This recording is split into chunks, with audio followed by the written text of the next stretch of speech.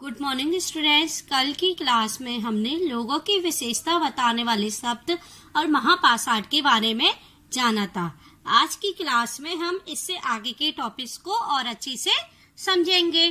तो सबसे पहले स्टार्ट करते हैं हम लोगों की सामाजिक असमानताओं के बारे में पता करना कि प्राचीन काल में जो लोग रहते थे उनमें किस तरीके की सामाजिक असमानताएं थी।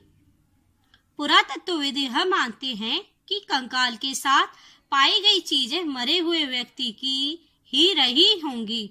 ये जो पुरातत्वविद लोग जो अध्ययन करते थे तो उन्होंने जब कब्रों को खोदा, उनके बारे में अध्ययन किया तो उन्हें कंकाल के साथ बहुत सारी चीजें मिली। तो उनका मानना है कि ये किसकी होंगी, उस मरे हुए व्यक्ति की। कभी कभी एक कब्र की तुलना में दूसरी कब्र में ज्यादा चीजें मिलती हैं। जब वे एक कब्र को खोदा, दूसरी के बारे में अध्ययन किया, तीसरी के बारे में अध्ययन किया तो उन्हें एक कब्र से ज्यादा दूसरी कब्र में सामान ज्यादा मिलता था। यहाँ एक व्यक्ति की कब्र में 33 सोने के मनके और शंख पाए गए हैं। मतलब जब उन्होंने यहाँ पर एक कब्र को खोदा तो वहां पर उस कंकाल के साथ 33 सोने के मनके, 33 सोने के मनके और शंख मिले थे। दूसरे कंकालों के पास सिर्फ कुछ मिट्टी के बर्तन ही पाए गए। और जब उन्होंने दूसरी कब्रों के बारे में अध्ययन किया तो वहां पर सिर्फ क्या पाए गए थे, मिट्टी के बर्तन पाए गए थे। यह दफनाए गए लोगों की सामाजिक स्थिति में भिन्नता को दर्शाता है। तो ये बता रहे हैं कि इससे हम उन लोगों की सामाजिक स्थिति के बारे में पता लगा सकते हैं कि कौन व्यक्ति अमीर था और कौन व्यक्ति गरीब था। कुछ लोग अमीर थे तो कुछ लोग गरीब, कुछ लोग सरदार थे तो दूसरे अनुयायी। मतलब ये बोल रहे हैं, मतलब जिसके पास ज्यादा सामान मिला तो वे उन लोगों को अमीर मान रहे हैं, और जिन लोगों के पास कम सामान मिला, मतलब मिट्टी के बर्तन वगैरह ही मिले, तो वे उन लोगों को गरीब मान रहे हैं। और कुछ लोग सरदार थे, सरदार हुए, राजा हुए, उन लोगों के पास ज्यादा सामान मिलता था तो वे उन लोगों को क्या मान रहे हैं, अमीर। और दूसरे अनुयायी, मतलब जो चेले वगैरह होते हैं उनका अनुसरण करने वाले, उन लोगों को वे क्या मान रहे हैं, गरीब। ये बात सभी को समझ में आ गई। अभी हमने लोगों की सामाजिक असमानताओं के बारे में जाना था। अब हम क्या कुछ कब्रगाहें खास परिवारों के लिए थी। मतलब कुछ कब्रें ऐसी थी जिसमें केवल एक किस्म के परिवार का ही सब दफनाया जाता था, उसके बारे में जानेंगे। कभी कभी महापाषाणों में एक से अधिक कंकाल मिले हैं। मतलब महापाषाण में एक कब्र में एक से अधिक कंकाल मिले हैं। वे यह दर्शाते हैं कि शायद एक ही परिवार के लोगों को एक ही स्थान पर अलग अलग समय पर दफनाया गया था। मतलब एक हिस्सा ले लिया जमीन का, उसी में एक ही परिवार के सभी लोगों को दफना दिया जाता था। तो इससे क्या पता चलता है कि मतलब ये नहीं है कि सभी को एक साथ दफनाया गया हो, कि जिस व्यक्ति की मृत्यु हो जाती थी अगर वो उसी परिवार से संबंध रखता है तो उसको उसी के पास दफना दिया जाता था। बाद में मरने वाले लोगों को पोर्ट होल के रास्ते कब्रों में लाकर दफनाया जाता था। तो मतलब जैसे पहला व्यक्ति मरा तो पहले उसको दफनाया गया, फिर दूसरे को, तो लेकिन दूसरे को पूरा कब्र को खोदा नहीं जाता था। उस कब्र में से कुछ हिस्से में एक छेद, बड़ा सा छेद बना लिया जाता था और उसके रास्ते उसको कब्र में दफनाया जाता था। ऐसे स्थान पर गोलाकार लगाए गए पत्थर या चट्टान चिन्हों का काम करते थे। मतलब और उस जगह पर एक निशान बना दिया जाता था जिससे पता चल जाता था कि यह इस परिवार की कब्र है, जहां लोग आवश्यकता अनुसार शवों को दफनाने द्वारा आ सकते थे। और वहां पर जो लोग उस परिवार से संबंध रखते थे, अगर उस समय उधर किसी की मृत्यु हो जाती थी तो वे लोग उस जगह को आसानी से पहचान सकते थे और वहां अपनी सुविधा अनुसार उस शवों को दफना सकते थे। ये बात सभी को समझ में आई। अब हम इसमें नेक्स्ट टॉपिक को अच्छे से समझेंगे। क्या दिया गया है, इनाम गांव के एक विशिष्ट व्यक्ति की कब्र। क्या है, मतलब एक इनाम गांव है, उसमें एक व्यक्ति की कब्र के बारे में बताया गया है। देखिए, यह भीमा की सहायक नदी घोड़े के किनारे एक जगह है। मतलब ये क्या है, जो भीमा एक नदी है, उसकी जो सहायक नदी है, उसके घोड़ के किनारे जगह है, उसका नाम है इनाम गांव। इस जगह पर 3600-2700 साल पहले लोग रहते थे। मतलब इस गांव में 3600-2700 साल पहले लोग रहते थे। यहाँ वयस्क लोगों को प्राय गड्ढे में सीधा लिटाकर दफनाया जाता था। मतलब वयस्क लोग कौन होते हैं? वे लोग जो जवान थे, अगर उनकी मृत्यु हो जाती थी तो उनको सीधा गड्ढे में सीधा लिटाकर दफनाया जाता था और उनका सिर उत्तर की ओर होता था। कई बार उन्हें घर के अंदर ही दफनाया जाता था। मतलब कई लोग जिनकी घर बहुत बड़े होते थे और जिनके पास अधिक जगह होती थी, तो वे इस शव को अपने घर में ही दफना लेते थे। ऐसे बर्तन जिनमें शायद खाना और पानी हो, दफनाए गए सबके पास रख दिए जाते थे।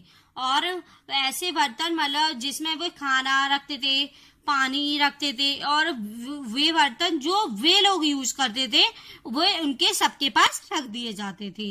एक आदमी को 5 कमरों वाले मकान के आंगन में 4 पैरों वाले मिट्टी के एक बड़े से संदूक में दफनाया गया था। अब देखिए, यहाँ पर एक विशिष्ट व्यक्ति की बात हुई थी ना, तो ये वही व्यक्ति है जिसको मतलब उस आदमी के पास 5 कमरों वाला एक बड़ा सा मकान था और उसे कहाँ दफनाया गया था? उसके 5 कमरों वाले मकान के आंगन में। और दफनाया कैसे गया था? उसके पास एक बड़ा सा मिट्टी का संदूक था, उसको उसमें दफनाया गया था। ये बात सभी को समझ में आई? अब क्या दिया गया है? बस्ती के बीच में बसा यह घर गांव के सबसे बड़े घरों में एक था।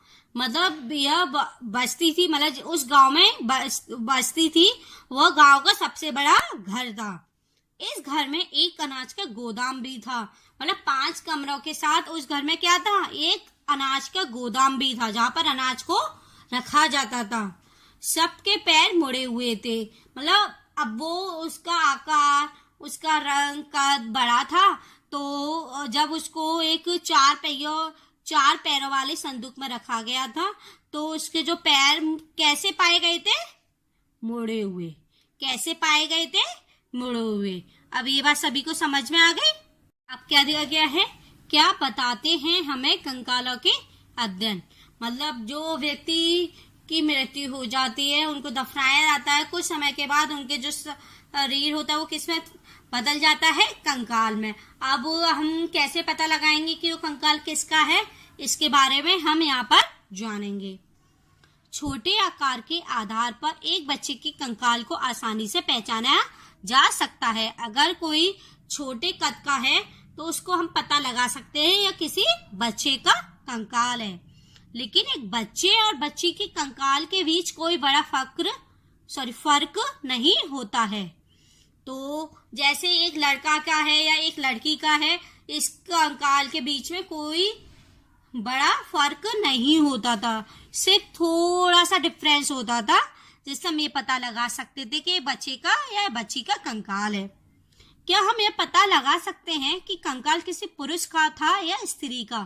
बताइए, क्या हम अब किसी कंकाल को देखकर ये पता लगा सकते थे कि यह एक आदमी का है या एक औरत का? कभी कभी लोग कंकाल के साथ मिले सामानों के आधार पर इसका अंदाजा लगाते थे। ये सभी को पता है कि जब किसी भी शव को दफनाया जाता था तो उसके साथ कुछ चीजें रखी जाती थी उसके प्रयोग की। उदाहरण तो उससे हम ये पता लगा लेते थे कि वे कंकाल किसका है। उदाहरण के लिए, यदि कंकाल के साथ गहने मिलते हैं तो कई बार उसे महिला का कंकाल मान लिया जाता है। एग्जाम्पल है, जैसे कि अगर किसी महिला का कंकाल है तो उसके साथ उन्हें गहने मिलते थे, तो वे अंदाजा लगा लेते थे कि ये कंकाल किसका है? किसी औरत का है। लेकिन प्राचीन काल में जो पुरुष थे, मतलब जो आदमी थे, वे लोग भी गहने पहनते थे, तो ये जरूरी तो नहीं ना कि वो किसी औरत का ही कंकाल हो, वो एक आदमी का भी कंकाल हो सकता था। लेकिन ऐसी समझ के साथ समस्याएं हैं। अक्सर पुरुष भी आभूषण पहनते थे। ये मैंने अभी आपको बताया था कि मतलब पहले के जो पुरुष थे वे भी गहने प्रयोग करते थे, तो हम ये पता नहीं लगा सकते थे कि ये कंकाल किसी औरत का है या किसी आदमी का। ये बात सभी को समझ में आई?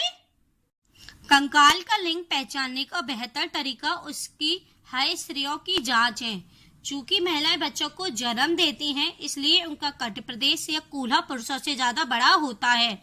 मतलब वे लोग पहचानते थे कि वे किससे पहचानते थे कि किसी औरत का कंकाल है या किसी आदमी का, तो उसका सबसे पहचान करने का तरीका उनका क्या था? हयस्त्रियों की जांच। क्योंकि जो औरतें होती है वो एक बच्चे को जन्म देती हैं, तो उनका जो कटी प्रदेश और जो कूल्हा होता था, कूल्हा किससे बड़ा होता है? पुरुषों से।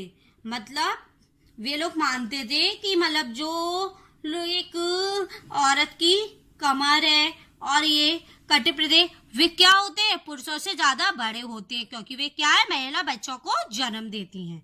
ये समझ कंकालों के आधुनिक अध्ययन पर आधारित है। मतलब ये अभी भी लोग मानते हैं कि हम किस कंकाल को कैसे पहचानेंगे कि ये औरत का है या आदमी का? इसी जांच से। आज से लगभग 2000 साल पहले चरक नाम के प्रसिद्ध वैद्य हुए थे।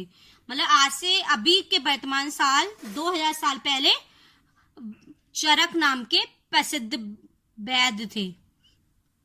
उन्होंने चिकित्सा शास्त्र पर चरक संहिता नाम की किताब लिखी। उनकी किताब का क्या नाम था? चरक संहिता। उनकी किताब का क्या नाम था? चरक संहिता। वे कहते हैं कि मनुष्य के शरीर में 360 हयस्त्रियां होती हैं। वे क्या मानते थे? कि एक व्यक्ति के शरीर में 360 हयस्त्रियां होती हैं। यह आधुनिक शरीर रचना विज्ञान की 206 हयस्त्रियों से काफी ज्यादा है। अभी भी वर्तमान में कितनी हड्डियां पाई जाती हैं? हमारे 206। संभवतः चरक ने अपनी गिनती में दांत, हयस्त्रियों के जोड़ और कार्टिलेज को जोड़कर यह संख्या बताई थी।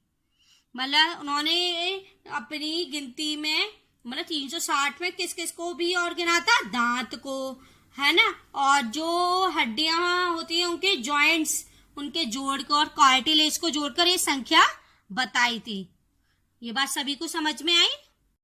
इनाम गांव के लोगों के काम धंधे। अभी हमने इनाम गांव की बस्ती के बारे में जाना था। अब हम वहां पर रहने वाले लोगों के काम के बारे में जानेंगे कि वे लोग क्या करते थे। इनाम गांव में पुरातत्वविदों को गेहूं, जौ, चावल, दाल, बाजरा, मटर और तिल के बीज मिले हैं। मतलब वे लोग जो इतिहास पर अध्ययन करते थे, उन लोगों को वहां पर क्या क्या मिला था? गेहूं, जौ, चावल, दाल, बाजरा, मटर और तिल के बीज मिले थे। कई जानवरों की हड्डियां भी मिली उन्हें। साथ में इस अनाज के अलावा उन्हें हड्डियां भी देखने को मिली। कई हड्डियों पर काटने के निशान से अंदाजा होता है कि लोग इन्हें खाते होंगे। उन्हें कई हड्डियों पर लोगों के दांतों के निशान मिले, जिससे उन्होंने ये पता लगा लिया कि इनका प्रयोग उन्होंने खाने में किया था। गाय, बैल, भैंस, बकरी, भेड़, कुत्ता, घोड़ा, गधा, सुअर, सांभर, चितकबरा, हिरण, कृष्णमृग, खरहा, नेवला, चिड़िया, घड़ियाल, कछुआ, केकड़ा और मछली की हड्डियां भी पाई गई हैं। और इन सभी जानवरों की भी हड्डियां उनको देखने को मिली। ऐसे साक्ष्य मिले हैं कि बेर, आंवला, जामुन, खजूर और कई तरह की रस फलियां एकत्रित की जाती थी। और उन्हें कुछ फलों के नमूने भी मिले हैं, जिनमें कौन कौन से थे?